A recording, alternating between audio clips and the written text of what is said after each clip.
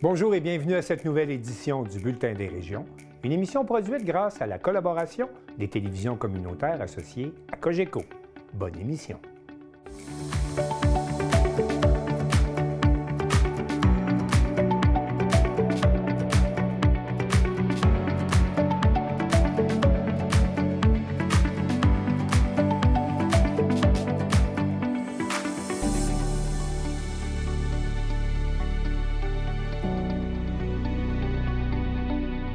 Au sommaire pour vous cette semaine. À la polyvalente La Samar, l'interdiction du cellulaire à l'école depuis septembre dernier a changé bien des choses. À Montjoly, l'escadron 736 des cadets prépare sa grande revue annuelle. À Sainte-Adèle, depuis 33 ans, les bénévoles sont nombreux à soutenir les activités du café communautaire L'Entre-Jean. À Sainte-Anne-des-Monts, le musée Exploramer entreprend la construction du pavillon des requins du Saint-Laurent. Au large de Saint-Godefroy, la pêche au homard bat son plein. Dans la Matapédia, le nouveau groupe Par le Mélèzet lance un mini-album. À Saint-Basile, l'activité tout en carton procure beaucoup de plaisir aux jeunes et aux moins jeunes. À l'Île-Perrot, Vaudreuil-Dorion et les municipalités avoisinantes, une importante réforme du transport collectif est en cours avec l'ouverture des nouvelles stations du réseau express métropolitain, le REM. Ces réaménagements suscitent beaucoup de mécontentement et d'inquiétude, nous rapporte Félix Sabourin de CSur.tv.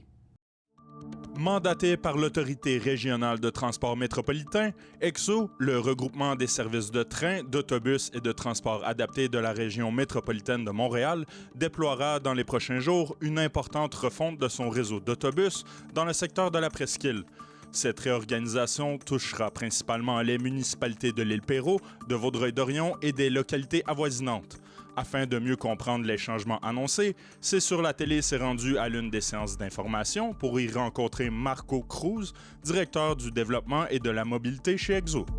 Parlez-nous un peu de ce nouveau réseau-là, à quoi ça va ressembler grosso modo? Bien, les grands changements commencent déjà par la numérotation des lignes. Donc, tous les numéros de lignes que les clients connaissent aujourd'hui vont être changés, puis on est venu créer des familles de lignes pour avoir une cohérence au travers du territoire. Donc, travailler un réseau pour qu'il soit le plus simple possible, pour pas qu'il y ait de superposition de lignes, puis un rabattement au REM qui est renforcé, autant du côté de la gare Vaudreuil jusqu'au REM, mais il y a un nouveau lien qui va aussi exister à partir de la gare d'Orion qui va desservir les municipalités de l'Île-Perrot jusqu'au REM, qui aujourd'hui est inexistant. Mais le service train, donc la ligne Vaudreuil-Hudson, reste identique, c'est la même offre de service et on permet quand même les rabattements puis les correspondances avec le service de train. Parmi ces changements-là, on peut noter il y a l'arrêt de la ligne 40 qui amène directement de la gare Vaudreuil à Côte-Vertu, la ligne 91 et la ligne 44. Pouvez-vous nous expliquer, ça va être quoi les alternatives pour les utilisateurs qui utilisent ces lignes-là qui sont quand même très importantes pour les citoyens de la région? Par rapport aux étudiants du collège Gérald Godin, donc la possibilité qu'ils auront, c'est de prendre une ligne d'Exo, de se rabattre à la station à Salorme du REM,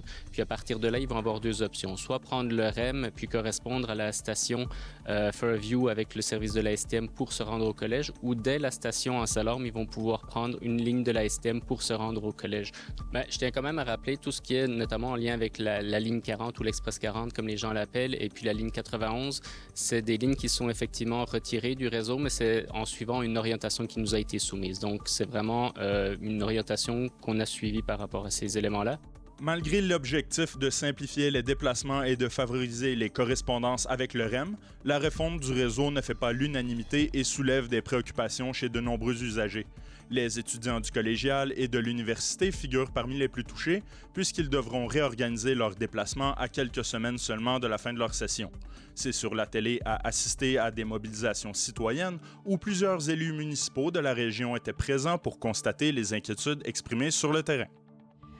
Merci d'être présent ici ce matin à la gare EXO de Vaudreuil pour ce rassemblement citoyen et ce point de presse concernant la suppression imminente de la ligne A40 Express et de la ligne 91. On s'apprête à enlever un service essentiel, un lien direct avec Montréal à des milliers de citoyens de Vaudreuil-Soulanges. Pour plusieurs usagers, la disparition de ce lien direct signifie désormais jusqu'à 3 correspondances pour remplacer un seul trajet. Toute l'île Perrot est touchée grandement aussi par le bris de service. C'est un service indispensable dont on ne peut pas se passer. Donc, je demande à l'ARTM de réviser sa position parce qu'effectivement, c'est toute la région qui va en souffrir. Prévue au départ pour le 18 mai, la mise en œuvre de la refonte a finalement été reportée au 29 mai. Tout porte à croire que ce délai supplémentaire découle notamment des démarches menées par les élus et les mobilisations citoyennes afin de mieux arrimer le déploiement à la fin de la session scolaire. Que je trouve que ça m'impacte directement, puisque avec les changements mis en place en ce moment, mon trajet de normalement 40 minutes d'autobus va être changé à 1h30 d'autobus. Ça impacte mon travail, justement, parce que je peux plus me rendre, ou du moins, ça impacte mon portefeuille. Il faut que je sois honnête. Si je prends pas ma voiture puis je prends des transports en commun, je réduis mes coûts. C'est quoi le souhait du conseil municipal? On aimerait qu'il y ait une espèce de période de rodage. Donc, avant qu'il l'élimine complètement, qu'on s'assure que le REM fonctionne bien, qu'on s'assure que les alternatives, ils sont fiables, ils sont abordables également. Les lignes qui ont été coupées, c'est un service essentiel pour notre territoire. Il y a une réalité particulière à Vaudreuil-Soulanges, le REM ne vient pas ici. On est obligé de rabattre au REM. L'enjeu du rabattement vers le REM a un impact sur la refonte qui nous offrira moins de services ultimement. D'ici cette nouvelle échéance, des mesures transitoires seront maintenues. La ligne 40 continuera d'être offerte en service réduit, tandis que la ligne 91 vers le cégep Gérald-Godin demeurera en fonction à pleine capacité. Est-ce qu'on sait si ces mesures-là vont être suffisantes à répondre à la nouvelle demande? Normalement, lorsqu'on fait une refonte, on prend toujours du temps. On se donne quand même une période de 12 à 18 mois d'observation, d'ajustement minime, surtout pour des enjeux de sécurité ou d'arrimage, par exemple au niveau des correspondances. Puis il y aura peut-être des ajustements, donc un accompagnement de la clientèle aussi à prévoir. Il reste maintenant à voir si les mesures qui seront mises en place suffiront à répondre à la demande des usagers lors de la rentrée en septembre prochain. À noter qu'une pétition, parrainée par la députée de Vaudreuil, Marie-Claude Nichols, est accessible sur le site de l'Assemblée nationale jusqu'au 1er juin.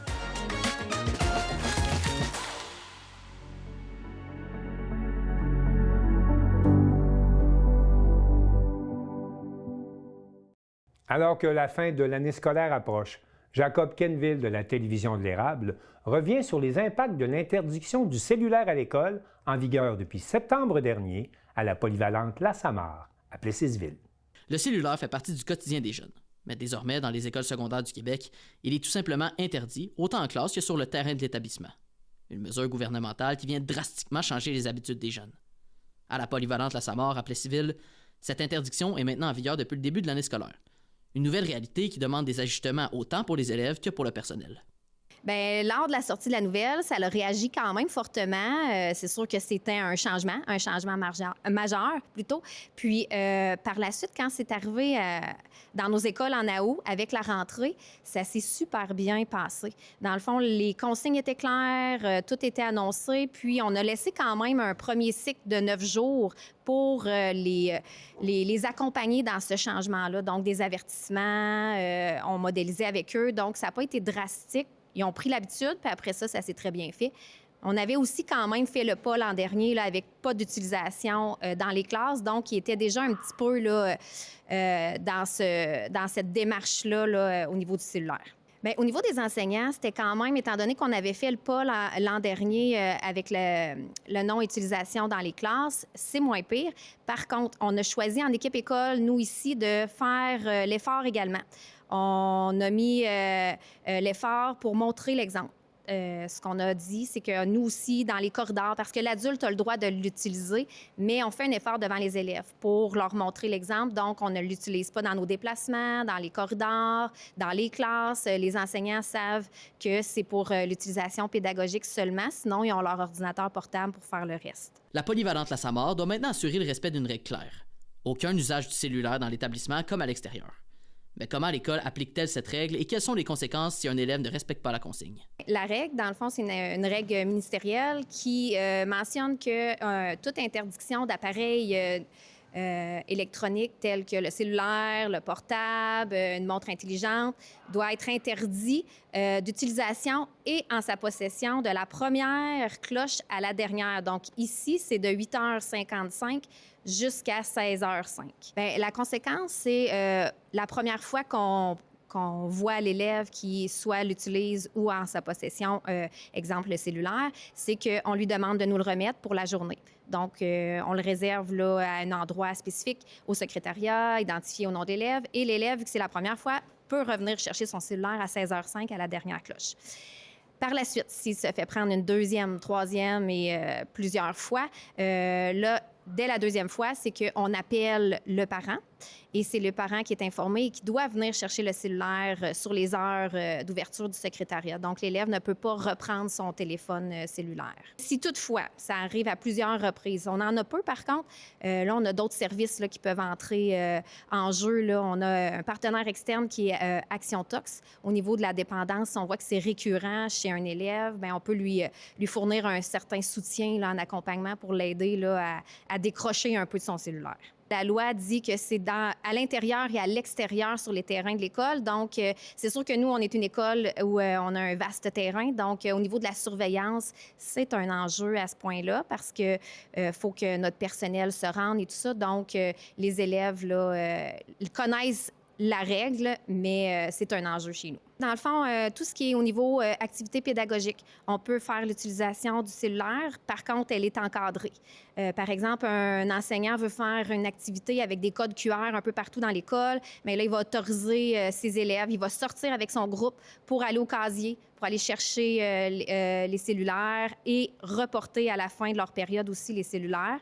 On a aussi, pour les exceptions des élèves qui ont un suivi au niveau santé à faire, je pense à ceux qui ont un diabète à surveiller, tout ça. Donc, il y a des exceptions là, qui sont permises. Depuis l'entrée en vigueur de la mesure, la direction dit déjà avoir observé certains changements dans le quotidien des élèves. Au fil des derniers mois, des ajustements se sont fait sentir, autant dans les habitudes que dans les interactions à l'école. La directrice de la polyvalente à Saint-Maur note des éléments encourageants et pose également un regard sur la place que pourraient occuper les cellulaires dans un milieu scolaire. Dès la première semaine, quand on l'a mis en place, beaucoup plus de vie dans l'école. On le remarquait juste au niveau du son. On entendait les jeunes se parler, échanger. La vie était plus active que, parce qu'on ne se le cachera pas, les élèves, il y en a beaucoup qui étaient sur leur cellulaire, même s'ils étaient en groupe. Donc, on voit déjà un impact. Par la suite, là, au niveau de l'enseignement, la concentration, c'est sûr qu'on le verra sûrement à long terme, mais on gère également beaucoup moins de conflits au niveau des réseaux sociaux parce qu'on voit pas, on n'a pas à gérer ces situations-là qu'on avait autrefois parce qu'ils n'ont pas le droit de l'utiliser. Donc, ça se fait à la maison, donc ça ne revient pas à l'école.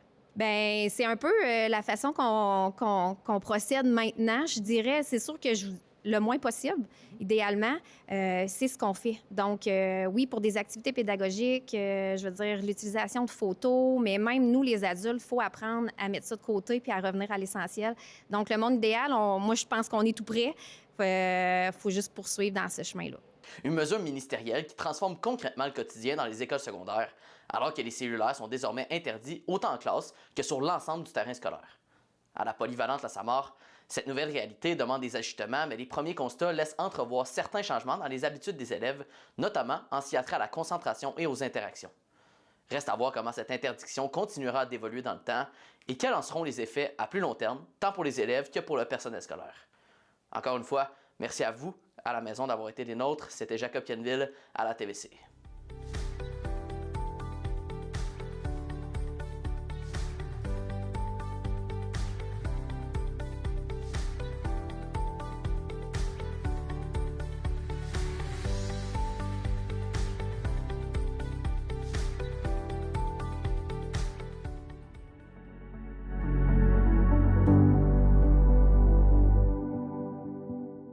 Les cadets de l'escadron 736 de l'Aviation royale du Canada à Montjoly s'apprêtent à recevoir leur nouveau grade à l'occasion de leur revue annuelle et Marc Després de la télévision de la Métis nous explique l'importance de cette cérémonie pour les jeunes cadets.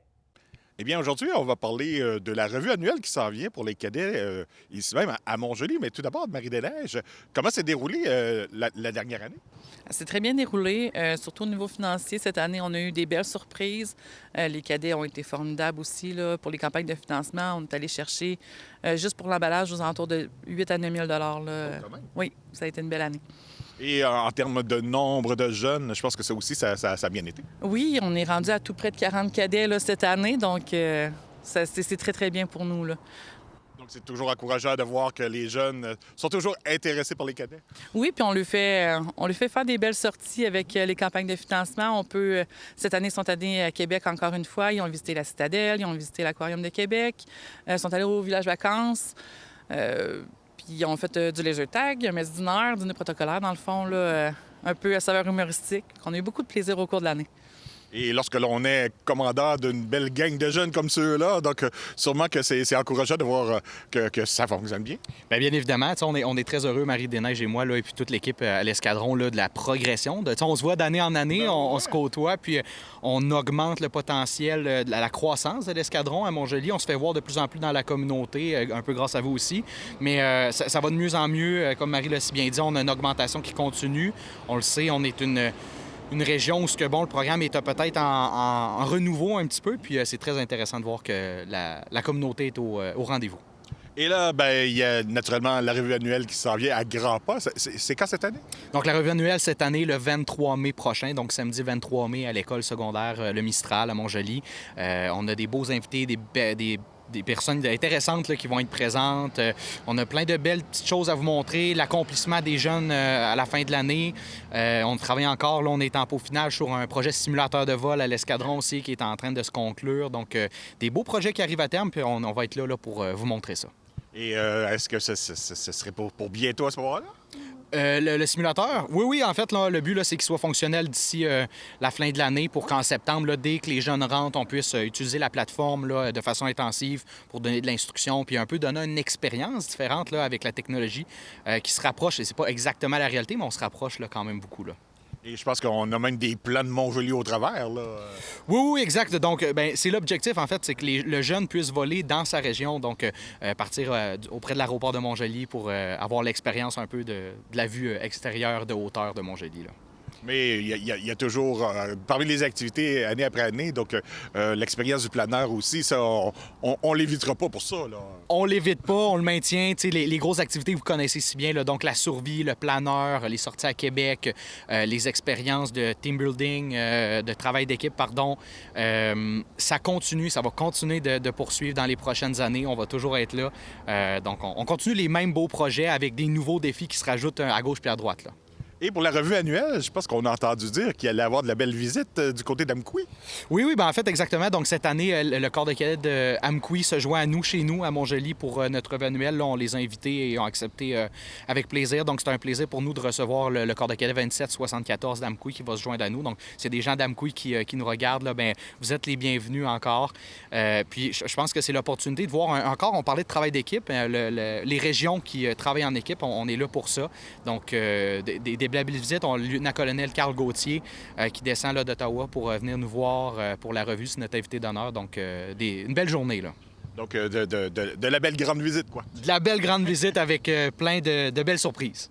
Et la revue annuelle, c'est l'occasion pour les jeunes de démontrer le savoir-faire qu'ils ont acquis là, dans les derniers mois. Là. Bien, effectivement. Donc, tu sais, comme Marie-Desneiges expliquait, là, avec toutes les activités, le travail que les jeunes mettent tout au long de l'année, bien, c'est un peu l'accomplissement. C'est la façon de démontrer à tout le monde qu'est-ce qu'ils ont acquéri, mais qu'est-ce qu'ils sont capables de faire aussi là, sur plus une forme protocolaire, si on peut dire ça comme ça. Puis je pense que pour la communauté, c'est quand même impressionnant à voir, là, comme à l'habitude. Là. C'est le meilleur moment, je pense, pour les cadets de briller et de démontrer là, tout ce qu'ils ont accompli dans l'année. C'est le moment tout chaîne.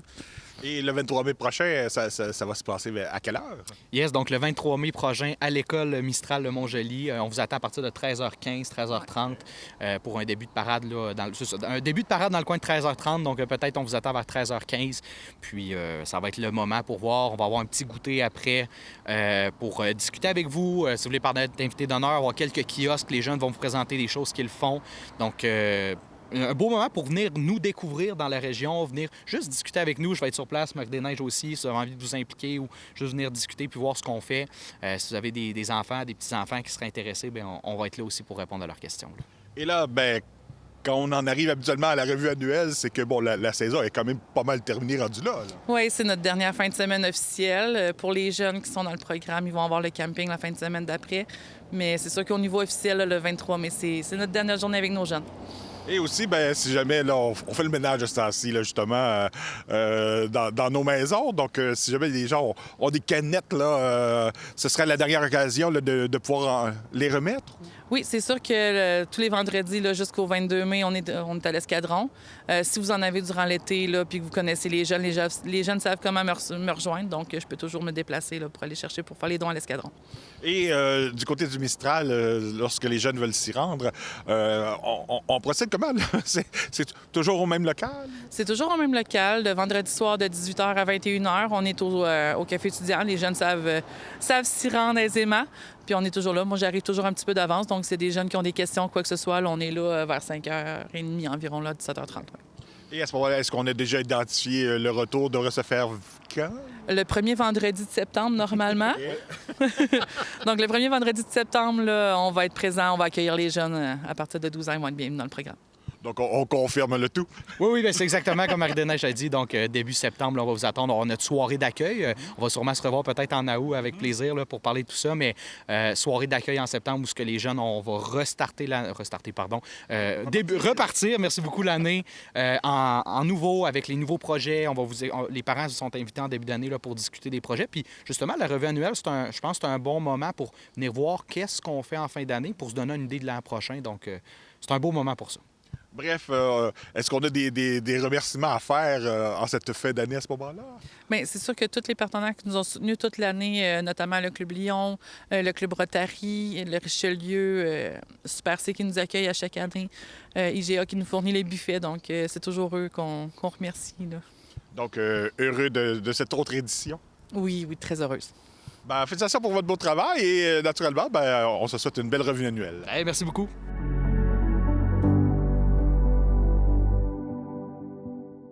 Véritable institution à Sainte-Adèle, le café communautaire L'Entregent peut compter sur une armée de bénévoles et Dean Brisson de la télévision communautaire des Laurentides en parle avec sa directrice Alexandra Savard. Bonjour, Madame Alexandra Savard. Bonjour. Ça va bien? Très bien. Merci de nous accueillir au café communautaire L'Entregent. L'OBNL existe depuis combien de temps déjà, Alexandra? Notre OBNL existe depuis 1993. Au fil des années, on a grossi, mais maintenant, aujourd'hui, on est un café et 2 bazars. Wow! Oui, j'ai remarqué, on va voir les images du bazar, là, c'est quand même assez gros comme bazar. Qu'est-ce qui vous a amené? Qu'est-ce qui fait que vous êtes ici aujourd'hui? C'est quoi cette âme de communautaire-là là, qui vous a attiré ici? Étiez-vous comme ça au secondaire, vous, comme impliqué? Oui, impliquée, mais moi, j'ai toujours aimé travailler avec l'humain. Je suis une infirmière de profession, donc c'est certain qu'à la base, travailler avec les gens, l'humain et toutes les personnalités, c'est ce qui m'amène ici. Puis ici, on a une clientèle diversifiée, plusieurs employés, mais aussi beaucoup de bénévoles. Donc, chaque personne a son lot de son bagage, son lot de problèmes, mais aussi son lot de souvenirs puis d'apprentissage qu'ils peuvent transmettre de personne en personne. C'est ce qui m'allume ici, vraiment. Alors, quand tu étais jeune, au secondaire, tu étais dans les comités étudiants, genre? Comité, je m'impliquais dans le sport aussi, mais j'aimais être entourée, puis j'ai toujours été une fille de gang, une fille de groupe, donc c'est ce qui m'amène un petit peu ici aussi, une grande famille, oui. Qu'est-ce que tu aimes le mieux dans ton poste de DG ou d'être impliqué ici au café communautaire?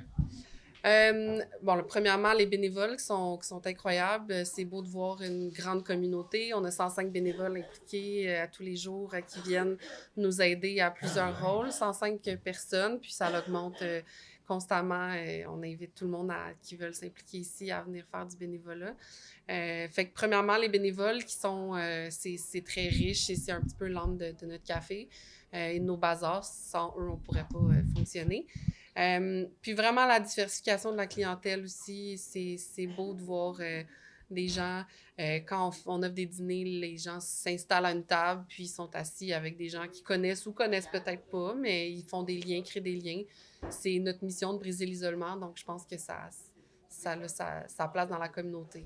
Pendant que tout le monde cherche des bénévoles, vous en avez une centaine. Eh oui, ben les gens ici s'accrochent. Ils aiment tellement venir au café. Des clients deviennent bénévoles, mais on en recherche toujours. On est une gros organisme quand même. On a besoin de beaucoup de monde pour faire rouler surtout nos bazars. Donc, c'est ce qui fait en sorte qu'on en a besoin autant. Puis, je pense que le taux, mon taux de rétention, c'est drôle à dire, mais les gens, ils viennent ici puis ils veulent plus en partir. C'est ce qu'on nous dit, hein, qui s'impliquent pendant plusieurs années. On a des bénévoles qui sont ici depuis 5, 10, 15 ans. Wow! Fait que le financement passe par le bazar, entre autres, j'imagine? Entre autres, c'est un de nos gros services. Donc, on a 2 bazars. Un bazar ici au café, qui est dans le sous-sol de notre immeuble. Puis, on a un autre bazar qui est le bazar des gens d'en haut, qui est sur le boulevard Sainte-Adèle. C'est deux bazars friperies qui sont reconnus à Sainte-Adèle. Donc, c'est certains qui nous aident à un petit peu s'autofinancer, mais sans le financement du gouvernement, c'est certain qu'on ne pourrait pas fonctionner autant. Donc, ça nous aide beaucoup.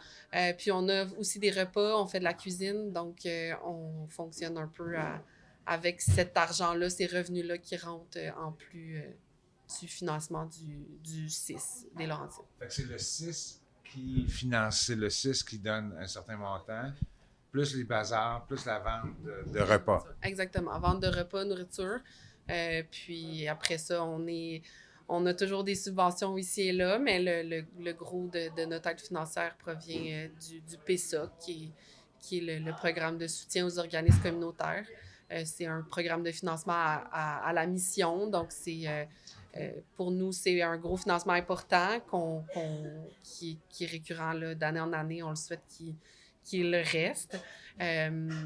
Puis après ça, on essaye de fonctionner avec nos revenus des bazars et des repas. La mission du café communautaire, ça serait quoi au juste? La mission, c'est briser l'isolement social économique. Okay. C'est vraiment notre mission première ici. Donc, le but, c'est d'amener, autant pour notre clientèle, nos bénévoles, nos employés, c'est vraiment de briser l'isolement. Puis avec nos bazars, ben, on offre des repas, des articles à faible coût, donc un peu briser aussi cet isolement-là économique. On a aussi des gens qui sont à très faible revenu, qui sont notre clientèle, donc on est en mesure parfois de faire donner des repas, faire des dons alimentaires à certaines personnes de la communauté de Sainte-Adèle.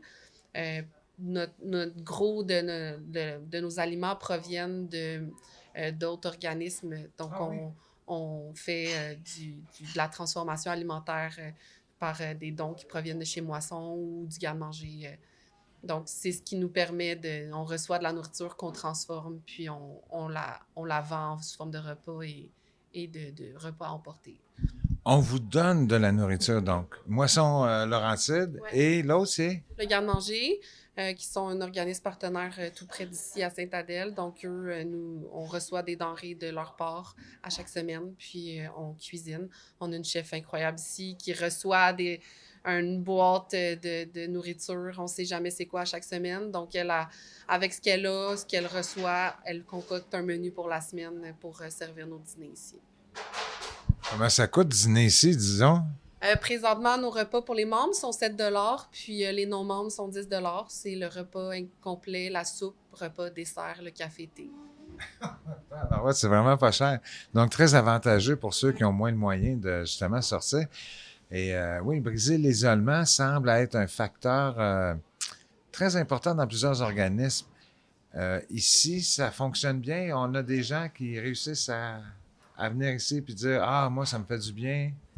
Tout à fait. Comme je dis, nous, on sert des repas 3 fois par semaine. Puis les gens, le repas est servi à midi, entre midi puis 1h. C'est tous des tables communes, je veux dire. Donc, les gens arrivent, ils s'assoient à une table où il y a de la place. Donc, ça se peut que les gens viennent seuls, ils rencontrent des gens qu'ils ne connaissent pas. C'est sûr qu'on a des gens qui se connaissent depuis longtemps, ils aiment se regrouper, mais ils sont très accueillants, des nouveaux clients, des nouvelles personnes. Donc, le but, c'est vraiment de venir. On incite les gens à ne pas être sur le téléphone ou tout ça quand on est à table. Parce que le but, c'est vraiment de manger ici sur place, puis de discuter, là, d'avoir une conversation, de créer des liens. On a des clients qui viennent à tous les jours, on a des clients qui viennent une fois par semaine, on a nos habitués, on a des gens nouveaux tout le temps. Puis on a une communauté très grande ici aussi on a l'Escale qui est tout près, donc on accueille aussi des gens qui sont sans domicile pendant la journée, qui viennent aussi briser leur isolement de cette façon-là. Mais c'est ça, toute la communauté de Sainte-Adèle et des Laurentides. Ça fait 32 ans, c'est ça? Oui. Et toi, tu es ici depuis combien de temps? Un petit peu moins qu'1 an. Oh, Donc, c'est tout nouveau. Je suis encore en apprentissage. Oui. J'apprends tous les jours des nouvelles choses, mais c'est très stimulant, très motivant. Puis, c'est vraiment un beau terrain de jeu pour une gestionnaire, un OBNL, mais un café comme ici, où c'est une grande famille, c'est un endroit tellement social, on se sent tellement accueilli. C'est d'ailleurs une de nos valeurs, l'accueil.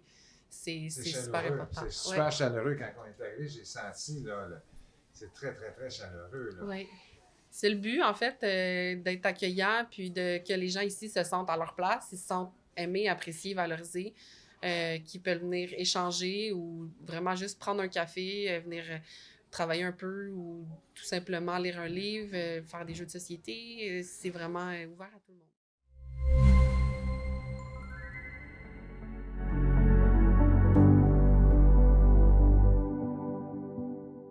À compter de l'été 2027, les visiteurs du musée Exploramer à Sainte-Anne-des-Monts auront accès à un nouveau pavillon dédié aux requins du Saint-Laurent. Et Marie-Claire Roy de la télévision de la Haute-Gaspésie en discute avec Sandra Gauthier, la directrice du musée. En entrevue aujourd'hui, on reçoit Sandra Gauthier, qui est directrice générale du musée Exploramer, qui vient nous parler du pavillon des requins. Bonjour Sandra, ça va bien? Bonjour, ça va bien, merci, oui. Tu vas nous parler du pavillon des requins parce qu'on vient d'avoir une grande nouvelle. Ben oui, en fait, le pavillon des requins du Saint-Laurent, on le sait, de plus en plus, il y a des requins qui visitent le Saint-Laurent. On a même vu des grands requins blancs. Et donc, ça fait quelques années, nous, à Exploramer, qu'on voulait construire un pavillon consacré à cette biodiversité-là. Et là, voilà, c'est en cours. Le financement est entièrement attaché.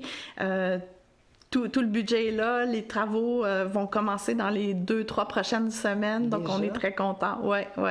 Donc, un pavillon des requins du Saint-Laurent qui va être le premier au Canada, qui va nous permettre de faire de l'éducation, de la sensibilisation, de la recherche scientifique aussi sur les requins du Saint-Laurent. Puis on va retrouver quoi comme bassin? Qu'est-ce qui va se passer dans le... Il va y avoir un grand bassin, en fait, de 250 000 litres d'eau où on va abriter des requins, des petits requins du Saint-Laurent, les aiguillas noirs, les aiguillas communs.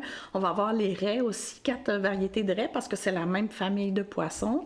On va avoir une exposition permanente qui est en construction actuellement avec l'équipe de Moment Factory.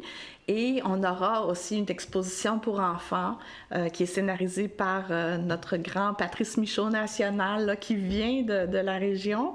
Et un laboratoire éducatif, un laboratoire de recherche, une salle multifonction. On va avoir des bureaux aussi pour des chercheurs qui vont venir en résidence à Exploramer pour faire des travaux de recherche sur les requins. Puis la première pelletée de terre est prévue quand? 26 mai à 11h. Donc, tout le monde est invité. On a très hâte de commencer. En fait, il faut dire qu'on était déjà bien avancé. Les plans d'ingénierie étaient finalisés, les plans d'architecture étaient finalisés, les procédés de mécanique par rapport à l'aquarium, tout ça a été finalisé. On était vraiment rendu à l'étape de la construction. Donc, c'est là que ça va se passer. La pépine, comme on dit, va être sur le site le 26 mai là, pour nous aider à creuser ça. Puis on prévoit l'ouverture quand environ? À l'été 2027, on n'a pas encore la journée connue, mais on prévoit une ouverture au courant de l'été 2027. Puis les gens qui vont venir, présentement, vous recevez environ 30 000 personnes à Exploramer par année. Oui. Vous prévoyez combien de gens qui vont venir visiter l'aquarium? Un accroissement de visiteurs qui va dans les 3 premières années, qui devrait atteindre 50 000 visiteurs.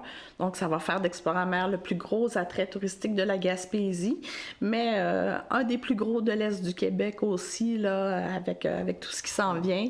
Et on est très contents parce que ça va faire énormément de retombées économiques dans la ville de Sainte-Anne-des-Monts, dans la MRC de la Haute-Gaspésie, mais pour toute la Gaspésie aussi, c'est indéniable.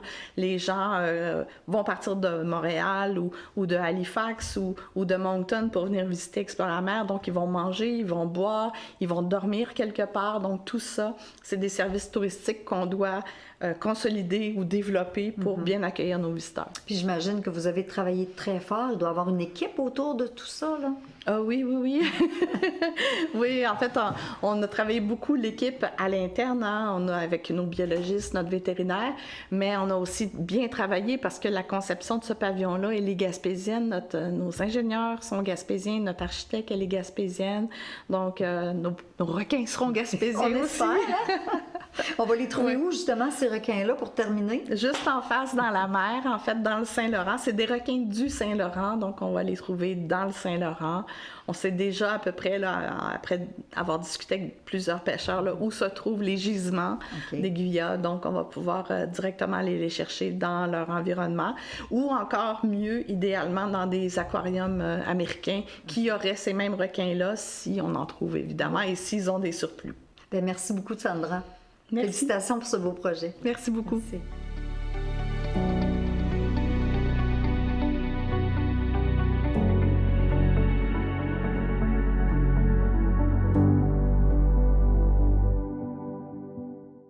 C'est la saison du homard et Simon Thériault de Télévague nous présente de très belles images tournées à bord de la Belle et l'Anglais du capitaine Jeffrey Gauthier. Mercredi le 13 mai, j'ai reçu une invitation du capitaine Jeffrey Gauthier pour vivre une excursion complète à bord de la Belle et l'Anglais et découvrir à quoi ressemble une journée de pêche au homard sur le bord de la côte dans les environs de Chigawag.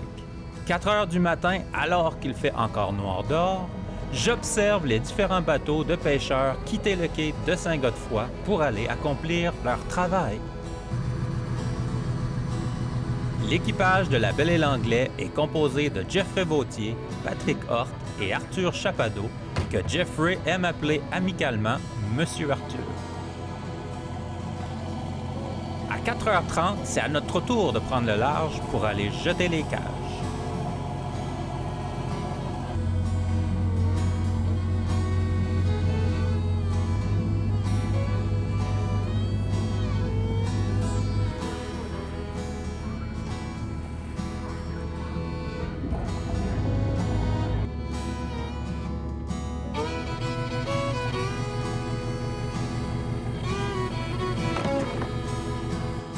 À 5 heures, nous apercevons les premières lueurs du soleil.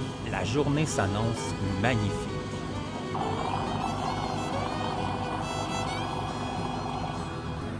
Patrick sort les cages à homards de la mer à l'aide d'un treuil mécanique.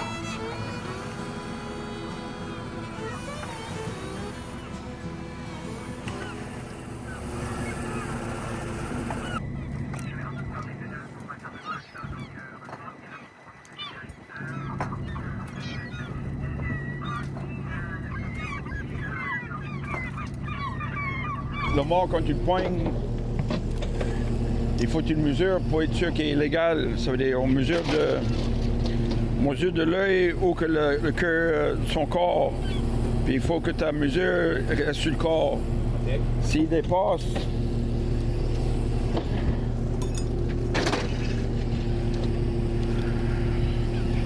comme ça ici, là. Comme ma mesure dépasse son corps, ça veut dire qu'il est illégal. Là, ça veut dire qu'il faut que je le remets à l'eau. Tu le remets à l'eau, OK. Oui, parce qu'il est trop petit. OK. Il faut qu'il est plus grand que ma mesure. OK, c'est bon. Même s'il aura fait la mesure, parce qu'il y a des œufs, automatiquement, il faut que je le mette à l'eau. OK. Même si on le voit comme ça, on ne mesure à rien, on sait qu'ils sont illégaux, puis on les met à l'eau. Tu peux pas le garder. Tu peux pas le garder, oui. C'était un mort qui a tombé dans ton trou, M. Arthur.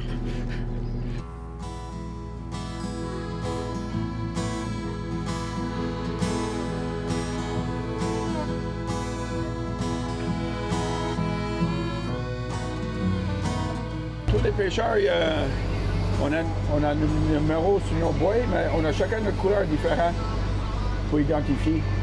OK. Puis, sur une lignée d'eau morte, on a 6 cages avec 72 pieds entre chaque cage. Puis quand on jette les cages, on voit tout le temps comme le terrain ici, il va comme est-ouest. Ça veut dire on jette est-ouest pour suivre le terrain. Comme tout le monde jette le même sens pour pas faut pas jeter par-dessus quelqu'un ou se mêler ou quelque chose comme ça. Là. Non.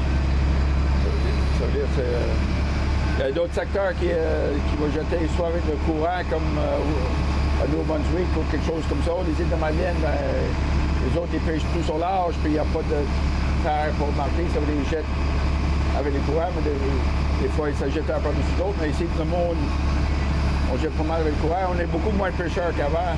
Okay.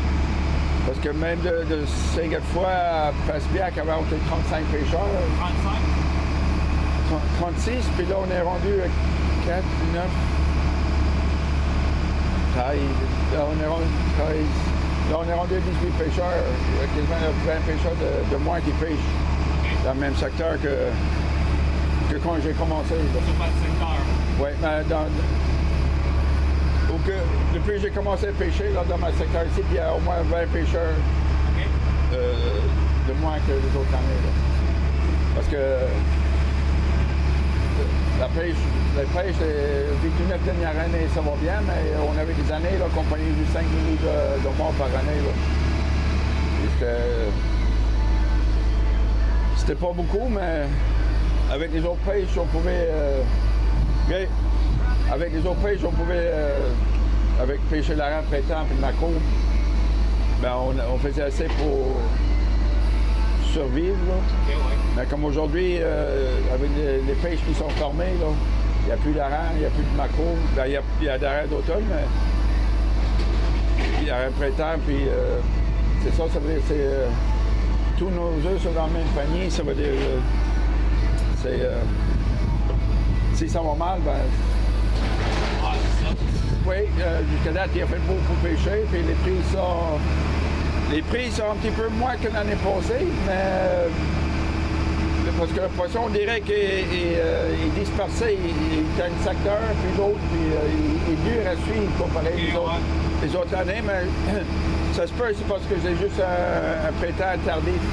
Puis je pense que j'ai parlé avec une couple de confrères des autres secteurs, là, puis les autres et tout, ils voient la même chose, que c'est pas régulier là, comme les autres années. Là. Ben, on est juste dans la deuxième semaine et tout, là, ça veut dire, on paniquera pas avec ça. Là. Parce qu'on a commencé le... Oui, parce qu'on a commencé le 3, je pense. Le 3... Oui, on a commencé le 3 mai. 3 mai, oui. Ouais. Je sais que ça que nous autres, on trouve dernièrement, ça qui nous coûte cher, c'est notre appât. Ouais. Parce que 90% du maquereau qu'on pêche vient des pays étrangers. OK. Tandis que quand on a fermé la pêche, ben, c'est pour laisser le poisson, le maquereau grandir. Mais ça va aux États-Unis l'hiver, ça c'est normal, c'est la migration. Mais les autres, ils pointent puis ils nous revendent nous autres. Ah, c'est ça. On est mal géré dans la pêche. Le maquereau d'un cage, je renvoyer à l'autre, c'est ça? Oui, bien on mesure le mort. Oui. On garde ça qui est bon. Puis après ça, on change la peau. OK. Pour boiter pour demain, parce que le mort qui est rentré, même s'il n'est pas... il mange la peau tous les jours. Comme... Ça veut dire... Il faut changer de la peau pour l'attirer. C'est ça que je te parlais tout à l'heure, que la peau, avant, on pouvait pêcher notre appât. Avant que je pouvais pêcher la rampe et mon maquereau, là, ça me coûtait environ 3 000 $ par année pour appât. Puis l'année passée, ça m'a coûté au-dessus de 60 000. Okay. Puis avec ça, ben, les gars font moins d'ouvrage parce que la saison de mort est juste 10 semaines. Ça prend 18 semaines pour faire le chômage pour durer l'année. Okay, ouais. Mais si on n'a pas de pêche, c'est dur à les garder. Puis il faut qu'on essaie de trouver des moyens pour les garder pour pêcher. C'est ça comme capitaine que moi je trouve dur. Là. On est fait pour pêcher. Puis c'est pour ça que je ne veux pas dire qu'on n'a pas fait des erreurs comme pêcheur, là, mais il y a des moyens qu'on peut faire pour continuer la pêche puis protéger la ressource en même temps. C'est juste ça qui est plate avec ça. Là. Moi, je suis moins pire là, parce que il en reste moins à faire, mais comme les jeunes, là, c'est plus dur pour eux autres parce qu'ils souvent, les jeunes qui ont acheté des permis, ben, ils vont travailler après la saison de mort, ils s'en vont travailler ailleurs. Sur le fer ou sur d'autres bateaux, chauffent des camions. Avant, ils peuvent. C'est vrai, tu achètes un permis au-dessus d'1 million, tu ne peux pas gagner ta vie avec. Là. Okay. Il faut que tu fasses d'autres choses. C'est ça, c'est parce qu'on est mal géré. Ah oui, très. Bonne journée, oui. Au moins que t'as pas un chanceux, on va te ramener.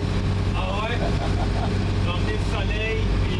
Le soleil, le beau temps, t'as pu t'amener. Retour au bercail vers midi après une excellente et fructueuse journée de pêche au homard. Au total, 1000 livres de homard ont été récoltés, faisant de cette sortie l'une des meilleures journées depuis l'ouverture de la saison. Jeffrey me mentionnait que la pêche est essentielle pour la communauté et que tous les pêcheurs sont fiers de pouvoir y contribuer. Là, vous allez livrer ça à la poissonnerie tout de suite quand vous avez fini?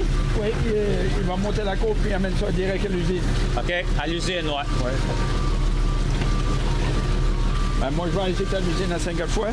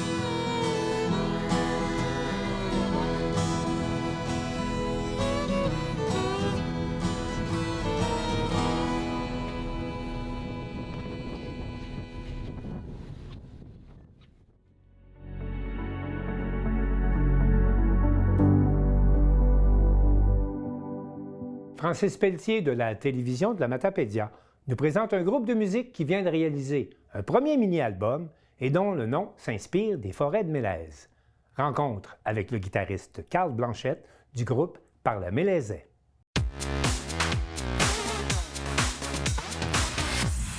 Bien maintenant, on va parler de culture et on va à la rencontre d'un nouveau groupe matapédien, le groupe Par la Mélézais. Qui va sortir un mini-album prochainement. Puis pour parler du projet, je reçois le guitariste du groupe, quelqu'un que vous connaissez sûrement à la maison. Il s'agit de Carl Blanchette. Salut, Carl. Bonjour, Francis. Comment ça va? Ça va très bien, oui.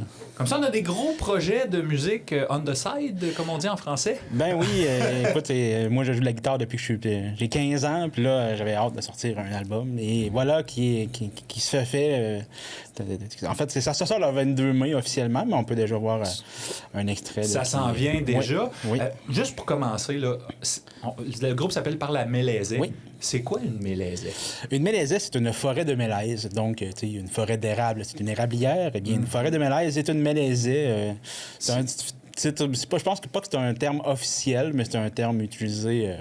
consacré par la sortie de votre album et du groupe. Ouais, exactement.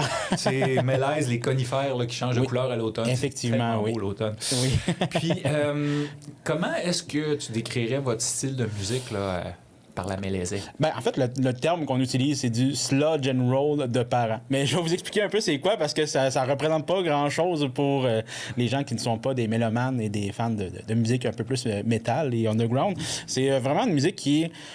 il y a quand même, on dit and roll, parce qu'il y a quand même un aspect rock quand même un peu dans la musicalité, mais ça reste quand même très métal. Il y a des bouts très, disons, quand même agressifs par bout, mais il y a des bouts qu'on hoche la tête beaucoup, ça fait très, très rock, mais c'est très lourd aussi. La musique est... C'est ça, c'est de la musique très... Très pesante, on va dire, là, pour les fans de métal qui vont prendre le terme de la musique pesante, là, c'est de la musique qui est quand même très pesante. Ouais. Ben, pour les gens qui, comme moi, ça te dit peut-être moins du rose, on va écouter tout de suite un extrait pour avoir une idée à quoi ça ressemble. Très bonne idée.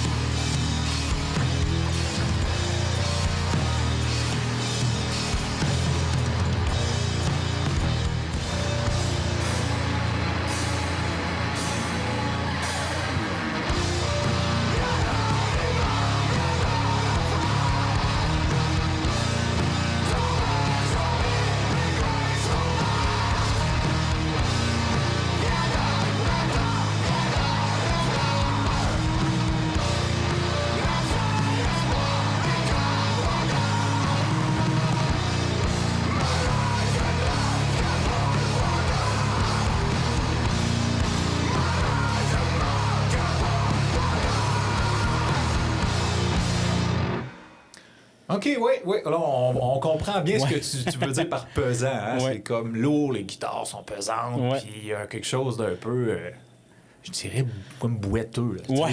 Oui, ça peut, on peut dire ça, le oui. sludge, là, Ouais, peut-être, ouais. là. Tu me disais aussi que c'était de la musique de parents. Oui. La parentalité, est-ce que c'est un concept qui vous a inspiré dans cet album-là? Oui, ben en fait, c'est Xavier Sénéchal, là, qu'on connaît sous le nom de Giz, donc qui s'est occupé en fait de la plupart de la musique, là, on en reviendra à ça, mais c'est lui qui a vraiment écrit les paroles, puis c'est ça fait un lien un peu, c'est très métaphorique, là, puis on peut le voir un peu comme on le veut quand on lit les paroles, mais il y a vraiment un parallèle entre le bois et la parentalité, donc disons la relation entre un parent et son enfant. Là, donc, des fois, la pression qu'on peut leur mettre dessus, là, c'est vraiment des super belles paroles. Je vous invite à aller lire les paroles. Si jamais vous n'aimez pas la musique, au moins de lire, c'est très poétique. J'adore ce que Xavier a écrit pour ces paroles-là. Là. OK.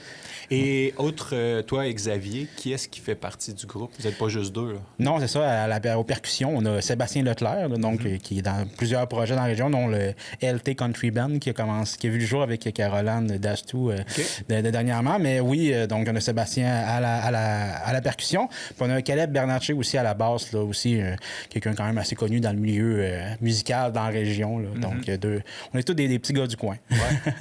Puis dis-moi, comment est-ce que ça a commencé le projet? De quelle façon vous vous êtes rencontrés puis que ça s'est mis en branle? Ben, en fait, c'est très simple. Là. Moi, depuis que je suis revenu dans la région il y a environ 4 ans, puis j'ai découvert Xavier, donc Giz. Puis moi, depuis qu'on jase ensemble, qu'on parle de musique, puis que j'ai dit, faudrait vraiment faire de quoi ensemble. Puis là, je sais qu'il y a plein de projets, puis qu'il est très occupé dans la musique, fait que je n'osais jamais trop le tanner. Puis à un moment donné, j'ai joué de la guitare, j'ai fait un riff que je commence, c'est bon. Puis là, je me suis filmé, j'ai envoyé ça. Donc là, le lendemain, il m'envoie une chanson déjà toute montée avec la partie de guitare que j'ai faite comme c'est fou. Puis que là, ça a comme déboulé. Puis là, ensuite, quand on a venu le temps d'enregistrer, là, il nous fallait des gens pour faire les percussions, pour faire la basse. Puis c'est là qu'il a dit Sébastien m'a embarqué. Puis c'est tout lui qui a organisé ça. Fait que c'est ça. Donc on a réussi à faire 5 chansons comme ça qu'on a enregistrées d'ailleurs à la Caboose. Donc on remercie la Gare patrimoniale de nous avoir prêté la Caboose pendant une semaine pour pouvoir enregistrer notre album. Génial. Ouais. Donc tu me disais en début d'entrevue, ça sort le 22 mai prochain. De quelle façon on peut vous écouter ou voir le vidéoclip qu'on vient de voir, ces choses-là? Le vidéoclip est déjà disponible, en fait. Là, donc, je ne sais pas à quelle date que ça va sortir exactement. On ne sait pas si ça va être le 15 ou le 22. Hein. Je ne suis pas au courant de quand est-ce que ça sort. Je ne sais pas pourquoi. Là. Donc, ça devrait être le 15 ou le 22. Si ça sort le 22, c'est déjà disponible sur le site Bandcamp. On va mettre un lien parce que c'est vraiment... On ne va pas nécessairement sur Spotify, des choses comme ça. On reste sur la plateforme Bandcamp, que vous pouvez aussi acheter l'album en numérique sur ce site-là pour nous encourager. On n'aura pas vraiment de version physique, sauf qu'on a fait une très petite quantité de vinyle parce que je tenais à ce qu'on ait un format physique, là, juste pour que moi, je l'aille dans les mains. Puis là, je te qu'à en faire on va en faire une petite quantité. Il va en avoir 25. Il y a déjà comme la moitié de réservé à peu près. Okay. Donc, on verra s'il en reste. Puis que vous nous croisez, vous direz « Hey, il vous en reste-tu? » Puis je vais vous faire « Ben oui » ou « Ben non. » On va se tenir au courant là-dessus. Mais oui, donc une très petite quantité de vinyle aussi. Puis est-ce qu'il y a des chances qu'on vous voit en spectacle prochainement? Oui, en fait, on joue le 29 mai à la microbrasserie La Captive d'Amqui. Puis on joue aussi le 30 mai à Rimouski, donc à la microbrasserie Le Bien le Malte. On joue avec le groupe Mope de Rimouski, qui est, on va dire, sludge doom pour les gens là, qui connaissent ça un peu. Pour les spécialistes, ça ressemble à du Electric Wizard. Donc pour ceux qui connaissent ça. Sinon, il y a aussi le groupe The Death Wheelers qui va aussi venir, qui est un groupe qui joue vraiment partout. C'est vraiment un groupe quand même assez qui roule beaucoup. Puis c'est rare qu'ils viennent dans le coin, donc profitez-en. C'est quand même plus rock and roll vraiment cette musique-là. Puis c'est instrumental. Donc si jamais vous avez peur d'entendre des grosses voix tannantes, il n'y a pas de voix tannante dedans, il n'y a pas de voix pantoute. Donc c'est très très bon aussi. Donc c'est à voir. Ben bon succès. Ben merci beaucoup, Francis. Au plaisir.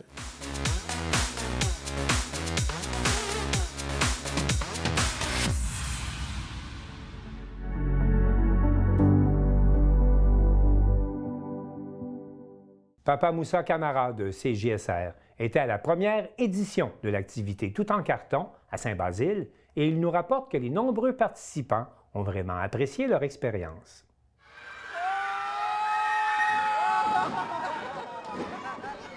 Petits et grands ont laissé libre cours à leur imagination les 8 et 9 mai dernier à Saint-Basile, à l'occasion de la toute première édition de l'activité Tout en carton. Donc on a monté un projet autour du carton, donc qui est quand même assez quelque chose d'assez environnemental, assez écologique. Et puis l'idée, c'était on construit quelque chose ensemble. Donc c'est un projet, on le voit derrière, autant sur des boîtes en carton. Il y a plus de 1000 boîtes là aujourd'hui qui ont été montées. Organisé au centre Ernest J. Papillon par Accès Travail pour Neuf, l'événement de co-création a rassemblé près de 300 participants autour d'un impressionnant terrain de jeu composé de plus de 1000 boîtes de carton. Vendredi, 5 classes de l'école primaire Les Trois Sources ont pris part aux ateliers, avant de laisser place samedi aux familles et citoyens venus expérimenter cette activité axée sur la créativité, la coopération et l'inclusion. Et puis l'idée, c'est de dire aux gens, regarde, si tu veux construire quelque chose, tu peux le construire tout seul, mais s'il y a plus de monde, ça va aller plus vite, tu vas construire quelque chose de plus gros. Donc on a l'exemple des tours, on a fait faire des tours aux gens. C'est sûr que tout seul, on ne peut pas faire une tour qui est très très haute. Si on est plusieurs, on peut aller plus vite, on peut aller plus haut, c'est plus simple à gérer. Donc les gens travaillent ensemble, les enfants travaillent ensemble. Au programme, construction de structures géantes en carton, création de maquettes de villes et casse-tête grandeur nature. Pour les organisateurs, l'objectif allait bien au-delà du simple bricolage. L'activité visait surtout à encourager la communication, le travail d'équipe et le développement des habiletés sociales chez les enfants comme chez les adultes. En fait, que ce soit les enfants ou les adultes, on utilise un moyen détourné pour que les gens acceptent de se cohabiter ou les pousser rapidement à produire ou à évoluer ensemble et en communiquant. Donc c'est vraiment communication et puis développement des habiletés sociales en fait, pour tout le monde. Le créateur derrière Général Patente, Marc Duval, estime que ce type d'activité permet aux jeunes de développer pleinement leur imagination. Écoutez, la créativité, pour moi, c'est la base. Lorsqu'on est créatif, on peut inventer plein de choses. Alors ici, avec du carton, si on peut voir tous les objets que les enfants ont fabriqués, on voulait faire une ville, inventer une ville. Alors à partir de là, les enfants ont commencé à travailler. Et puis là, ils utilisent le carton. Et c'est ça la matière première aujourd'hui. Et c'est ça qui est intéressant.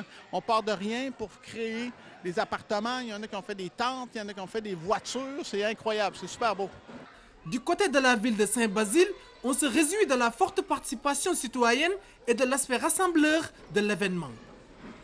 C'est sûr que dans Saint-Basile, c'est pas la ville où il y a la plus grande diversité culturelle, mais en fait, moi, je trouve que oui, parce qu'on a l'inclusion, entre autres, avec l'Association des personnes handicapées, avec les nouveaux résidents de Saint-Basile. On a plusieurs nouvelles familles aussi qui sont arrivées. Donc, moi, oui, on est très satisfaits du déroulement et de tout ça.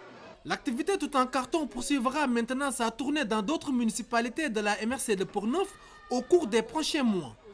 Papa Moussa Kamara, depuis Saint-Basile, pour CJSR.